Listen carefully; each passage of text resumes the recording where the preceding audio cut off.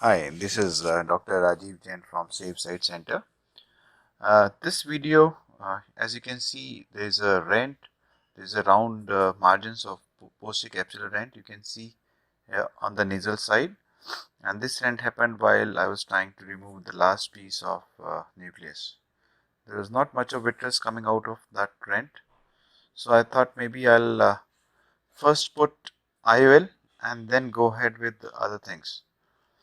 So the antechamber was inflated, and Technis single piece IOL was inserted into the bag carefully, making sure that I'm not putting too much pressure in the anterior chamber, and on the other side I'm not making it too soft also.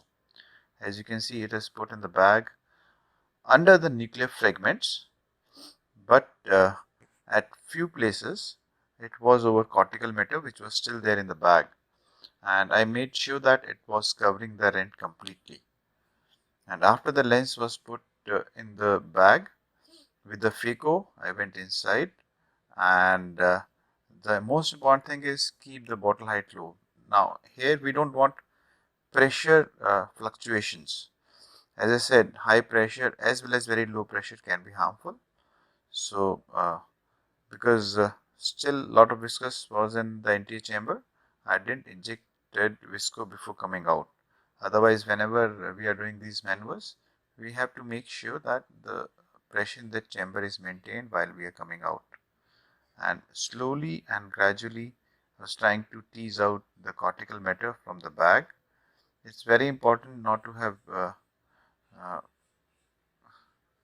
very fast IA as we normally do under normal conditions, and just grabs the cortex and bring it to the center and aspirate it. Again, the important thing is my bottle height here is 45 normally, which I keep around 100. uh, Low flow, low aspiration, and gradually work your way around the IOL and under the rexes so as to grab all these cortical remnants. So while I was doing it, I felt that there is some uh, because of these maneuvers, there was some vitreous which was coming out from the supranasal part of the IOL. As you can see, this strand was there. So at that time, see, this is the manual. Inject visco before coming out, so that the antechamber pressure is maintained, and otherwise vitreous will start coming out. So here I thought there is a strand which I saw there just near the end, which was coming around the IOL, and now I prepared myself for doing a bit of vitrectomy. Oil was moving freely. I made another port with the 23 gauge vitrector and irrigation in the other port. I did anti-vitrectomy, tried to clear this strand, and with the aspiration of around 150 and cut rate of around 2000.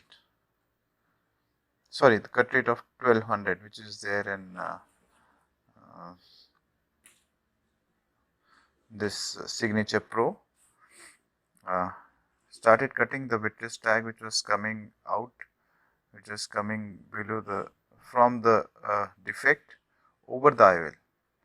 And once this tag was cut, you can see everything, the remaining vitreous went behind, and I still had a lot of cortical matter to be removed, which I tried.